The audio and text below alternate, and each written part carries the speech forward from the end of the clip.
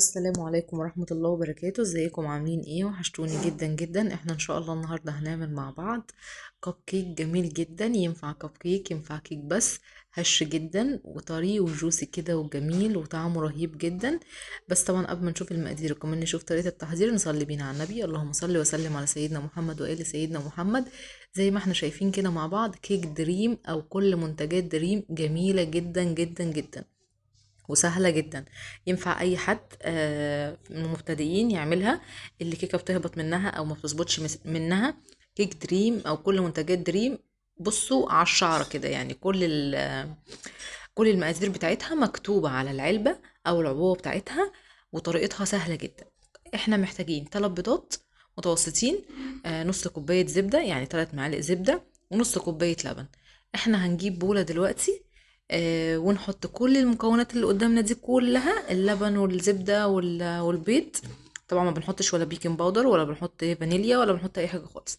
وبننزل بمسحوق الكيك بتاعنا وبنضربه 5 دقايق على درجة يعني هادية كده، عشان خاطر طبعا ما يعملش مننا. هضربه كده بإيدي لغاية لما كله يتمزج مع بعضه، عشان انا لو شغلت المضرب دلوقتي زي ما احنا عارفين هنلاقي كل ده متبحتر كده حوالينا.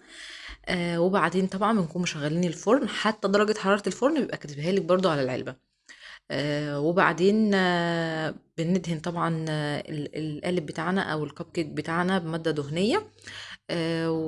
وطبعا بعد ما نضربه كويس جدا جدا زي ما احنا هنشوف دلوقتي، مش هيحتاج اي حاجة، والقوام اللي انتوا هتشوفوه ده هو القوام المظبوط جدا جدا جدا. وطعمه رهيب اكنك يعني حاطه شوكليت جواه. انا بقى لو كان عندي كريم شانتيه، انا كنت حطيت جوه الكب كيك كده، طعمه هيبقى وهمي. طبعا اهم حاجه ما تنسيش اللايك والشير للفيديو عشان كل جديد من يومياتي توصلك. شايفين ما شاء الله لا قوه الا بالله، القوام بتاعه مظبوط على الشعره زي ما قلت لكم. انا طبعا هجيب القوالب بتاعه الكب كيك بتاعتي او الصينيه بتاعتي.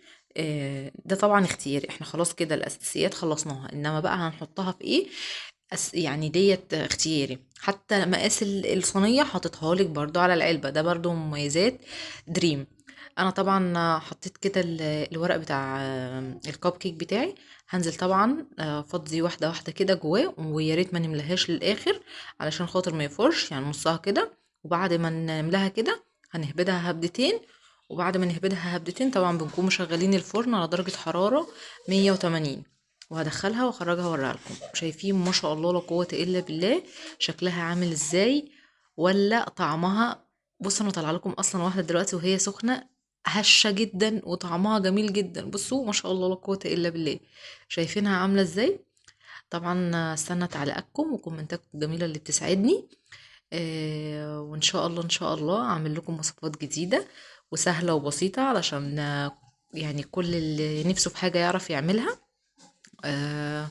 وما تنسلوش طبعا بالدعوات. وكل سنة وانتم طيبين. ونشوف بقى مع بعض. بعد ما هفتح واحدة دلوقتي قدامكم، شايفين الورقة بتتشال بكل سهولة جدا وطري جدا جدا جدا. يلا نشوف مع بعض هفتحها ازاي واوريها لكم.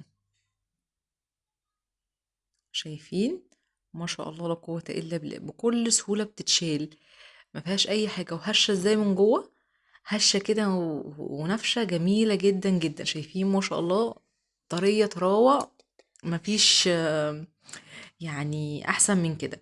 يلا نشوف بقى مع بعض افتحها ازاي. بص، هي طبعا لسه سخنة وهنشوف الدخان دلوقتي.